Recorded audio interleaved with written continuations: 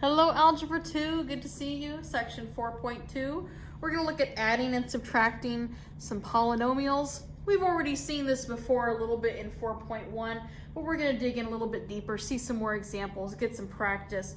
And today, we're also going to discuss what it means between monomial and polynomial. So what's the difference between those? Learning target there, I can add and subtract polynomial expressions. Pause if you need to. All right, here is the difference between monomials and polynomials.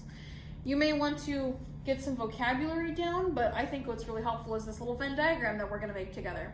So what exactly is a monomial? A monomial is a number like 4 or 5, or it's the product of a number and variables with whole number exponents. So product means multiply, right? Variables with exponents that are whole numbers like 2 or 4, right? Your exponent is not going to be 1/2. We're going to talk about those fraction exponents later. But 4 is a monomial. 5 is a monomial. What about 2 times x to the 4th power? It's the product of a variable with a whole number exponent and a number, right? That's considered a monomial. Let's see, what about 7? How about -7 a to the 10th power? Still a monomial, right? It's technically a variable. What about 5y to the 2nd power, right? 5y squared. That works as well. Those are all monomials. Polynomials, it's either a monomial, right? Like think mono, one, right? There's only one term. Polynomials are either monomials or additions, sums of many monomials. So poly, think many, right? So many monomials added together. For example, -7a to the 10th power plus 5y squared plus 2x to the 4th power, right? That's like a polynomial. X squared minus 3x plus 10, that's a polynomial. How about 4 minus 3x to the 4th power, right? There are a whole bunch of monomials being added together to make a polynomial. All right, maybe get some examples down. Where's my eraser?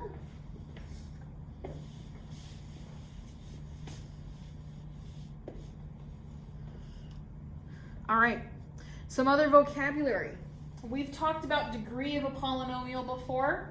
Degree of a monomial is just the sum of exponents of the variables in the monomial.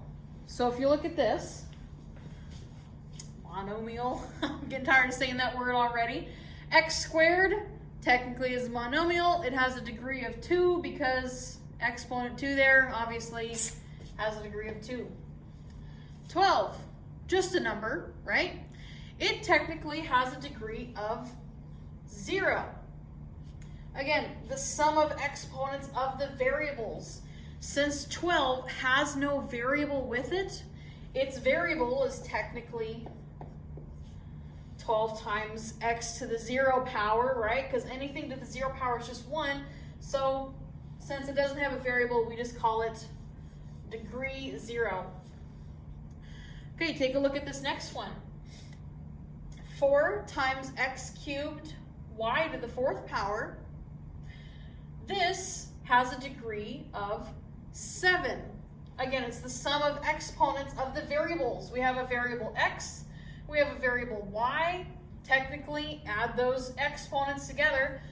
3 plus 4 is going to give you a degree of 7. All right, this one here. Degree of a polynomial is just the greatest degree of its monomial terms. We had already seen this before. So if you look at this, hey, check it out. The highest degree is 2. So even though we're adding a degree 2 and a degree 0 monomial, well, the highest one is 2, so we'll take it there. And then again here, we see that this monomial has a degree of 3, degree of 1, degree of 0, degree of 5. 5 is the greatest degree, so boom. Right there, that polynomial expression has a degree of 5. All right. Let's look at some more examples. Whoops. There we go. All right. So let's look at some polynomials. We're going to talk about putting it in standard form just as a good practice. We'll also talk about the degree and the leading coefficient. So I think I'll only do I'll do the first two here. So 6 minus x squared plus x to the third power. Again, in standard form, remember that you put the term with the highest degree here. The highest degree is x to the third power. So that goes first. And then minus x squared, and then your plus 6, right? So that's our polynomial expression in standard form. I can see that the degree of this thing is 3. Leading coefficient, we didn't write that down. Coefficient is the number before a variable, and if it's the leading one, it's going to be the first one in standard form. So literally here, my leading coefficient is just 1, right? Because we just have 1 x cubed.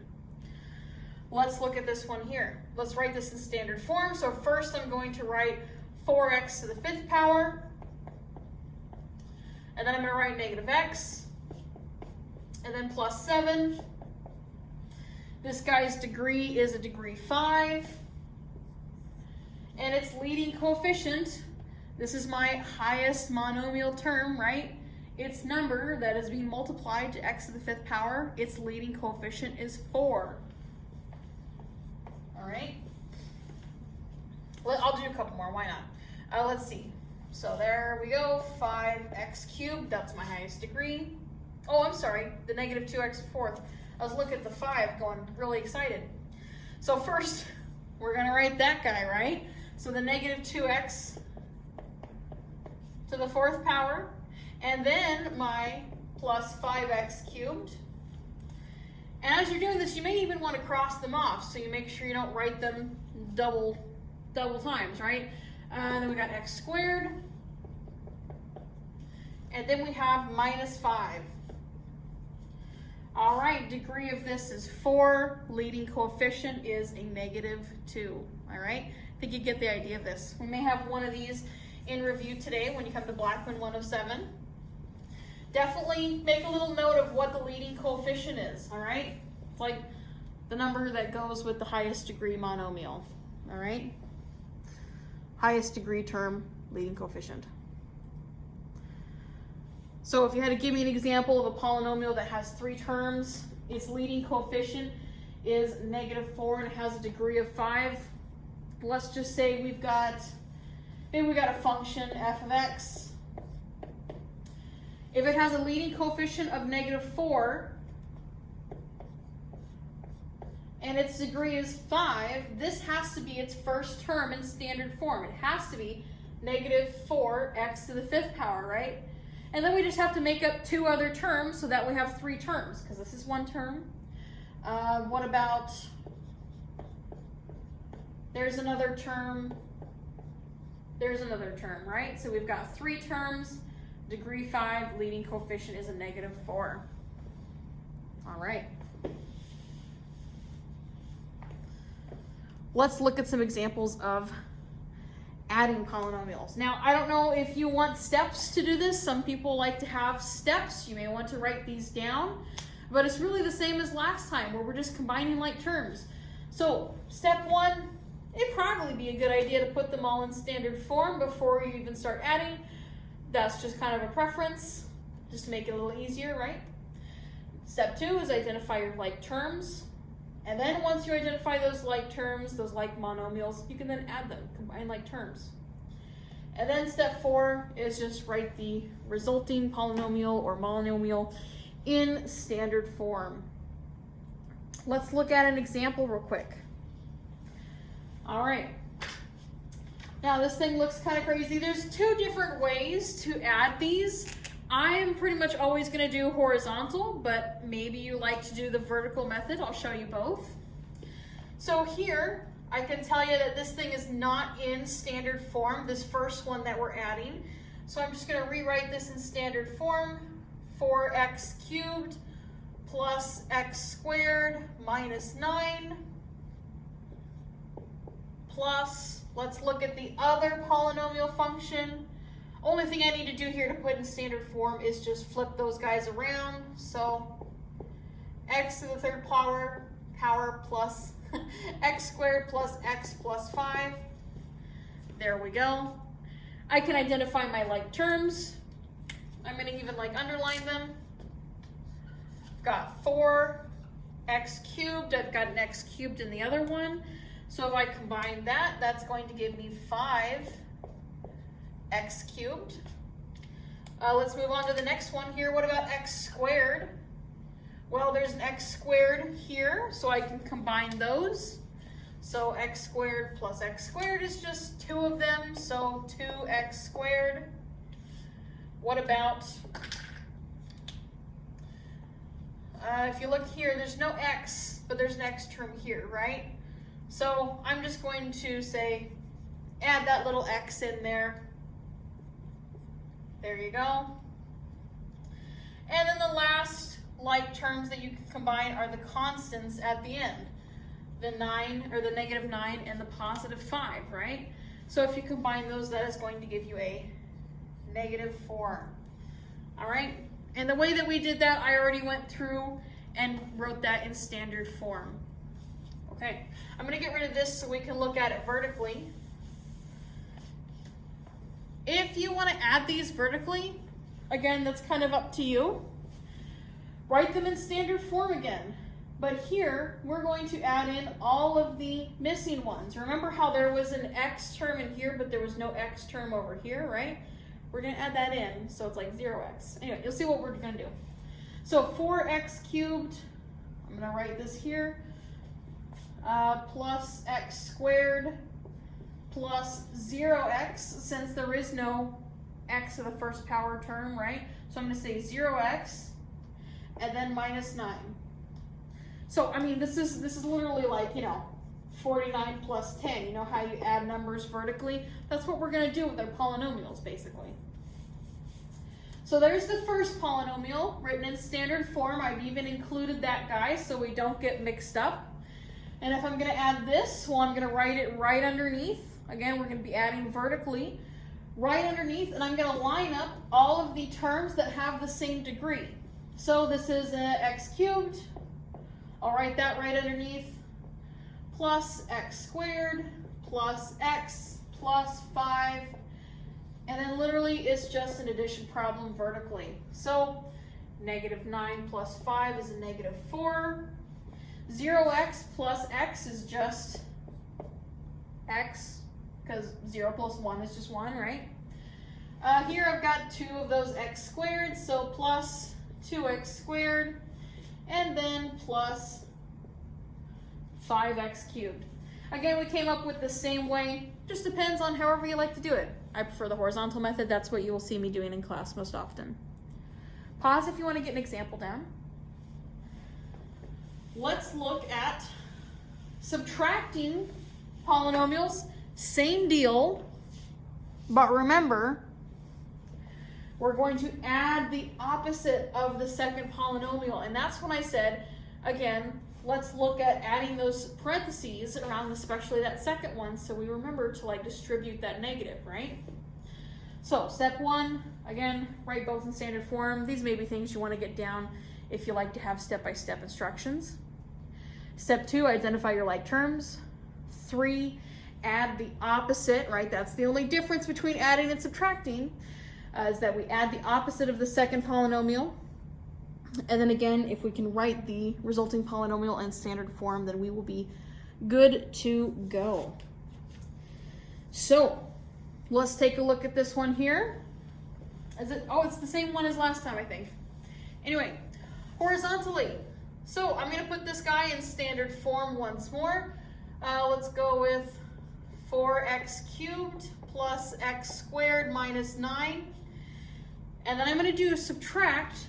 I'm going to subtract x cubed plus x squared plus x plus 5. And remember when we said add the opposite of the second monomial, and again, when you're adding the opposite, it's just literally go change the sign of everything. And that's where I'm saying take that negative and distribute it to everything that's in the parentheses here. So this is going to turn to a negative x cubed minus x squared minus x minus 5, right? So if I had to rewrite this, and I'm taking it very step by step here,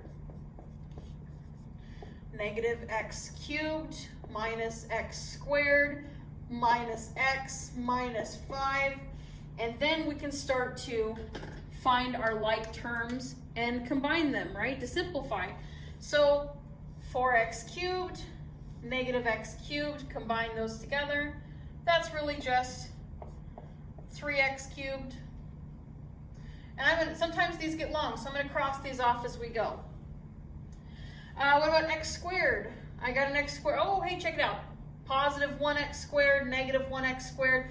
They're just going to cancel each other out, and technically it's going to be plus 0x squared, which is just 0. So that's why I'm just going to get rid of that. So those cancel each other out. I have a negative x here.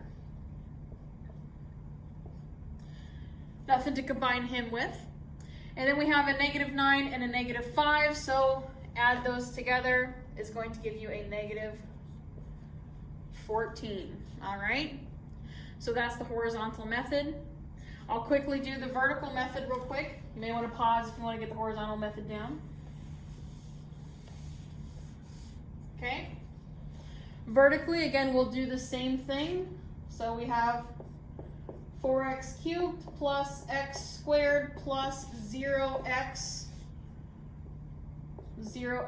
minus 9. And then we're just going to write the second monomial, but we're going to change everything, change all of its sign, right? So this is really a negative x cubed plus negative x squared, which I'm going to write negative x squared there. Here we've got negative x, and then we have negative 5. So combine those, right? I've already changed the sign, so I'm adding the opposite of all of those terms. Negative 9, negative 5 is negative 14. 0, negative x is just a negative x. Hey, check it out. X squared, negative x squared cancel each other out, and you're just left with plus 0x squared, right? And then you have the 4x cubed minus x cubed is a 3x cubed. Boom. There we go. And again, that's just 0, right? So now we have 3x cubed minus x minus 14. All right. I mean, you can kind of see why I prefer the horizontal method, but it's up to you. You know, whatever. Alrighty, I think that was it. Yeah. I'll see you in Blackman 107 to check off some notes and have some review. See you soon.